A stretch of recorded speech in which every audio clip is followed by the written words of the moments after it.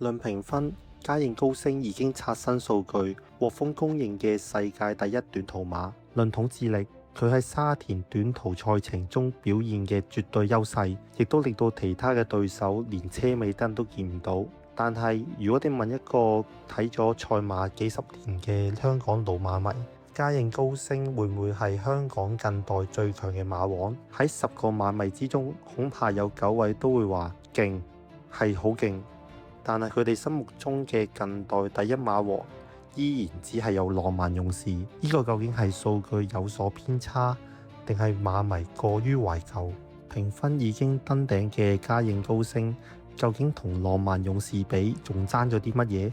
今集我哋就去分析下嘉應高升同浪漫勇士之間呢3個暫時無法跨越嘅鴻溝。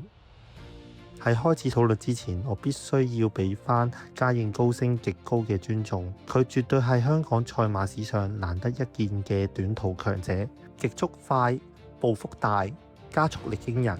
喺短途嘅賽道上邊，嘉應高升絕對唔係競爭，而係單方面咁樣碾壓對手。國際評分亦都將佢列為世界第一，的確係實至名歸。甚至喺未來嘅幾年，短途賽道仍然都係屬於佢嘅天下。但係賽馬呢項運動，世界第一短途馬同香港近代第一馬王從來都唔係同一個概念。點解？因為浪漫勇士身上有3個嘉應高升目前仍然無法跨越嘅堡壘。而第一個鴻溝係途程嘅廣度同埋萬能屬性。嘉應高升嘅極致係建立喺專精1000至1200米，佢係絕對嘅霸主。但係專精同時亦都代表咗局限。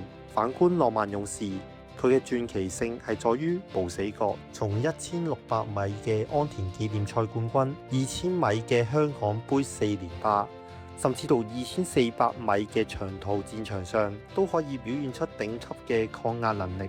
喺賽馬嘅世界裏面，短途靠嘅係天賦同埋爆發，但係喺1600米至2400米呢個集合咗全世界最頂尖賽區嘅黃金途程稱霸，需要嘅唔止係速度，更加係耐力、心肺同埋戰術適應力嘅全方位展現。專精一個領域可以話係專家，但係橫跨多個途程亦都可以贏晒嘅話，佢先配稱得上為馬王。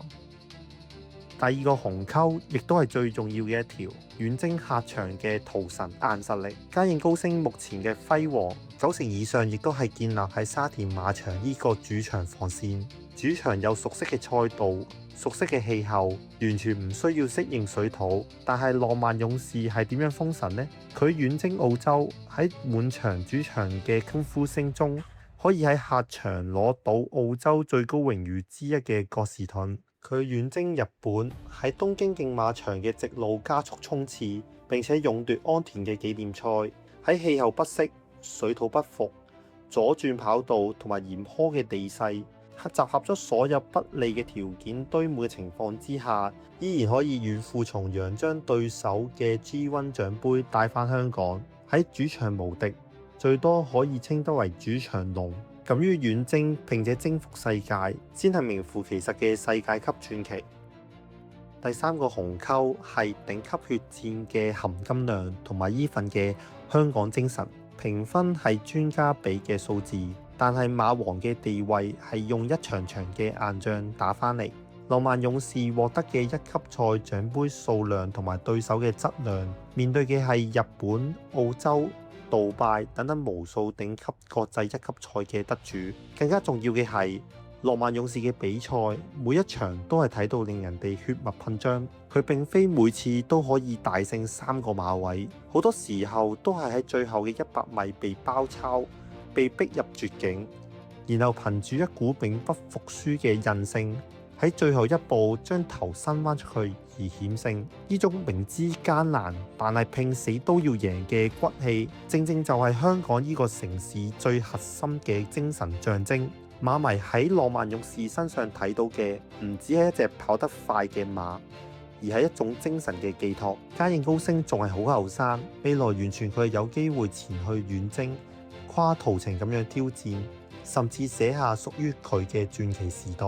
但係此時此刻，評分上嘅世界第一係換唔到浪漫勇士用血戰、遠征同埋無數座 G1 獎杯堆積而嚟嘅傳奇壁壘。嘉應高升代表嘅係極致嘅理智數據，而浪漫勇士代表嘅真係香港賽馬嘅靈魂。